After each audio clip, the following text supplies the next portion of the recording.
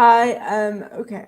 So this is kind of part two of something I started yesterday, where I talk about one show, kind of in the same vein as another show, and I compare contrast a few shows, and that's what I do with this. Okay. So we're talking about, um, it just so happens, shows in the 80s, but family sitcoms. That's the common thread here. So, okay, I'm starting with Full House, which it aired from 1987 to 1995. It aired on ABC, and it was part of TGIF, the lineup. It was basically comedy shows meant to bring the family together on Friday nights. So you had Full House, Family Matters, Step by Step, and something else. There were always four of them. Because they wanted to captivate or capitalize on the 8 to 10 hours. And then 10 o'clock is usually when they had 2020 or something on Friday night. So, okay. Okay, your main players are or were Bob Saget, John Stamos, Dave Coulier were the adults. Lori Loughlin as Aunt Becky was brought in later. Cameron, Candace Cameron Bure played DJ. Uh, Jodie Sweetin played Stephanie, and Mary Kate and Ashley Olsen, the twins, shared the duties of playing Michelle. Okay, I have a couple of factoids already. Right? The reason why the youngest was played by two people, they did that a lot and they continued to do it. Because there were, and I think still are, child labor laws. Whereas if a kid is too young or a certain age, they can't work but so many hours. So if you have two kids who can play the same role, you don't have to stop a taping or something. Um, okay, another example of that is the little kid was played by in Big Daddy, the movie, was played by Cole and Dylan Sprouse. Um, so it's been done over and over. That idea. Okay, so Full House is a takeoff of My Two Dads. Only there were three because it was the father, the uncle, because it was his sister's, because he married his sister. So then that makes him the kid's uncle. And then Danny Tanner's best friend, Joey Gladstone. Okay? So three guys raising three girls. Kind of a three men and a baby thing, only with a family element also. Um, And the uncle was John Stamos, who played Jesse Kinsopoulos.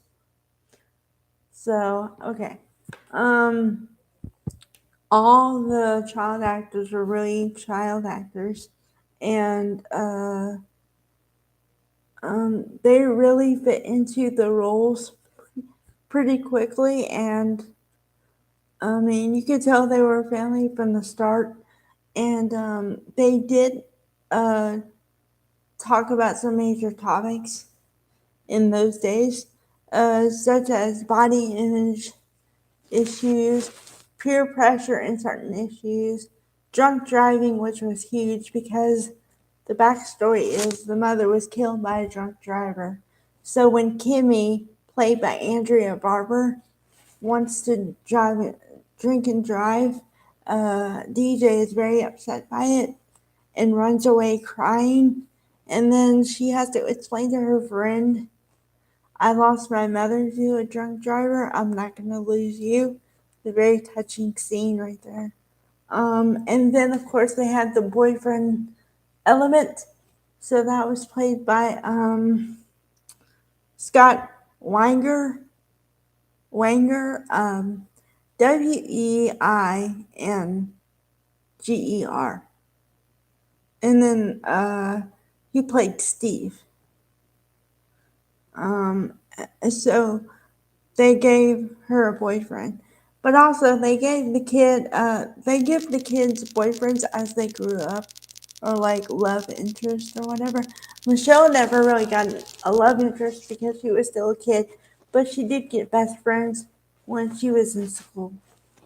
Played by Journey Smollett and I think Taj Mowry played her best friends, Denise, and something. So yeah, she had best friends. Um, but yeah, so it was just a good wholesome. Supposed to be a wholesome show, you know. And then the reason Becky came in was because, well, for one, they felt they needed a female on the show because you're talking about three girls, and then John Stamos' character and Lori Loughlin fell in love. The characters were supposed to fall in love on the show, and then that gave him avenue, and they gave him twins as kids later on. So more the family continues. Yeah. And then the only complaint I have about the show, honestly, is the way they ended it. Was that number one, you didn't know it was an ending. And number two, it was just strange. They gave Michelle, she was a horse in horse riding competitions.